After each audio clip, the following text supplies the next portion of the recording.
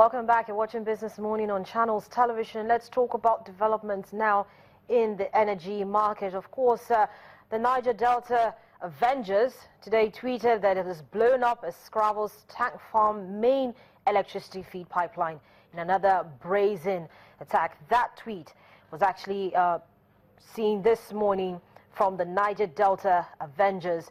Now, we're waiting an official statement from Chevron, but sources close to the oil firm say they have been called for a meeting. Those who work very closely with Chevron will keep track of that. But let's talk to Dolapo Oni, who is the head energy research at EcoBank. Good morning to you, Dolapo. Thank you so much for joining me. Good morning, Harriet. Thank you for having me. So where does this latest attack leave us? I think, again, this attack is really concentrated on Chevron.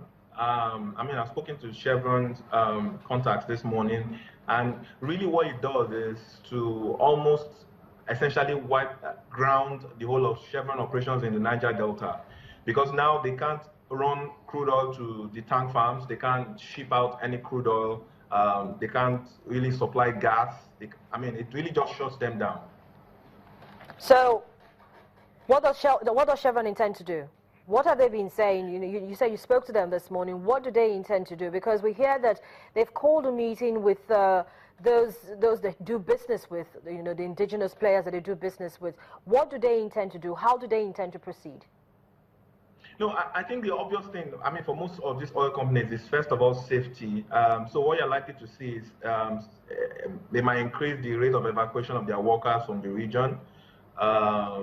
Except for very skeletal services or personnel, really, that's what you might see left in the region. They might essentially will increase moving people out of the region.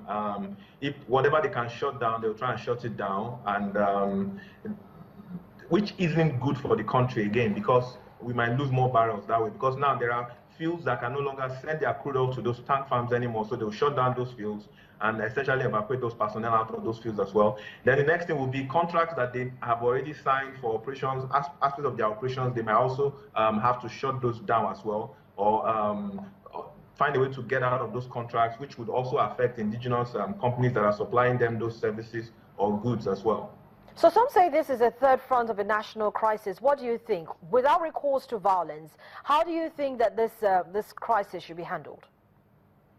I think we need to go back to the dialogue. First of all, a couple of things have happened in the last few months. A couple of I wouldn't call them genuine opportunities, but these were jobs that were created. Pipeline protection contracts. We also signed some contracts with some smaller companies to provide crude oil to the refineries using small boats and barges. There were several of these sort of opportunities in the Niger Delta which were cancelled and taken off the table, and were not replaced with any other credible opportunities. And I think some of these attacks we're seeing are, in essence, some sort of retaliation for some of these. I think we need to go back to the dialogue table and see how we can create real opportunities for the youth in the region, give them something else to do, one. And then we also need to find a way to make the communities feel a lot more engaged in this oil sector. But most importantly as well, we still need to increase security in the Niger Delta. So more boots will need to be put on ground in the Niger Delta as well.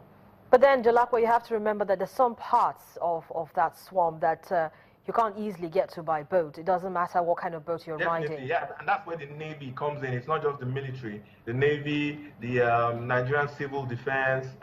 We need more personnel in those forces as well.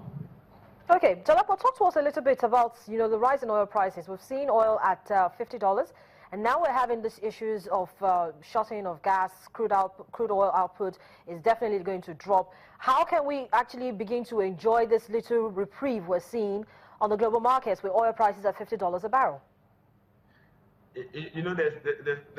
I'm sorry to use an African proverb that says that the person on whose head they break coconut doesn't enjoy from the coconut. That's actually Nigeria's case, because the sharp rise to $50 we saw this morning was really predicated on the drop in production from Nigeria. If you look at what's happening in the trading market, Nigeria's oil output is actually expected to drop in June, and possibly in July as well, because based on the cargoes that have been loaded for the crude loading programs for those 2 months, we're actually expecting to see Nigeria's cargo drop a lot lower. So that's part of what caused the prices to jump this morning, and it's not something we might be able to benefit from if we don't resolve the security issues in the Niger Delta. How much will we lose if we do not quickly resolve these issues? I mean, clearly one thing we've seen is that so far this year, Nigeria's crude oil production is averaging around 1.5 thereabouts.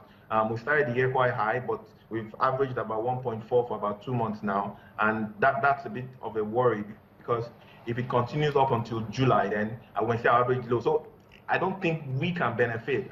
I think the best we can do is to try and see if we can solve the security issues and get production back up to at least 1.6, 1.7. And then, I mean, that might be some buffer for us. Well, thank you so much, Dolapo, for your thoughts this morning. Do have a good day. Thanks for having me.